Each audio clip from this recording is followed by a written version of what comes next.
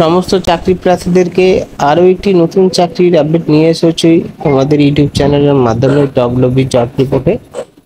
দেখতে পাচ্ছ এখানে পাওয়ার সাপ্লাই বিভাগে নতুন নিয়োগ, বিনামূল্যে আবেদন প্রক্রিয়া করতে পারবে।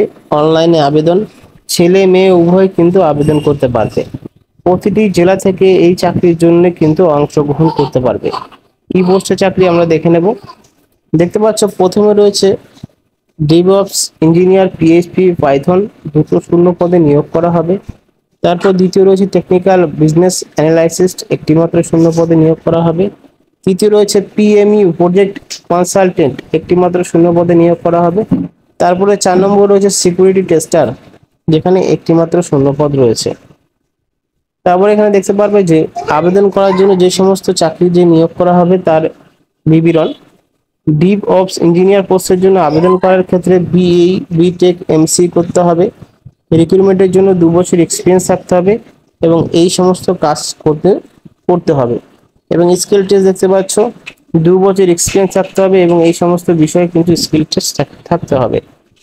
দ্বিতীয়ত রয়েছে হলো টেকনিক্যাল বিজনেস অ্যানালাইসিস, এখানে আবেদন করার জন্য বিই বিটেক এমসিএ বা এমটেক করতে হবে, 2 বছরের এক্সপিরিয়েন্স থাকতে হবে এবং দেখতে পাচ্ছ এই সমস্ত কাজ কিন্তু করতে হবে, যেরকম মনিটরিং, সাপোর্টিং, রিপোর্টিং, এই সমস্ত বিষয়ে কাজ করতে হবে।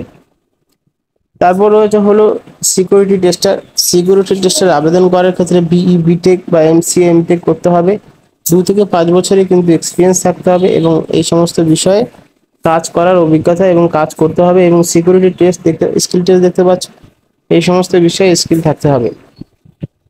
তারপরে এখানে দেখতে পাচ্ছ যে প্রজেক্ট কনসালটেন্ট পদের জন্য শুধুমাত্র ব্যাচেলর ডিগ্রি করলে আবেদন করতে পারবেন। তার জন্য বিজনেস অ্যাডমিনিস্ট্রেশন এবং রিলেটেড ফিল্ডে থাকতে হবে কোয়ালিফিকেশন, 3 বছর প্লাস এক্সপিরিয়েন্স থাকতে হবে এবং দেখতে পাচ্ছেন রুলস অফ রেসপন্সিবিলিটিস, এই সমস্ত বিষয়ে কিন্তু অফিসে কাজ করার দক্ষতা থাকতে হবে। স্কিল টেস্ট থাকতে হবে এই সমস্ত বিষয়ে। এবার তোমরা যদি চাও আবেদন করতে পারো, তার জন্য অনলাইনে কিন্তু আবেদন করার সুযোগ সুবিধা রয়েছে। দেখতে পাচ্ছ এই ডিপার্টমেন্টে আবেদন করার জন্য তোমাদের প্রত্যেকেরই কিন্তু অনলাইনে আবেদন করতে হবে।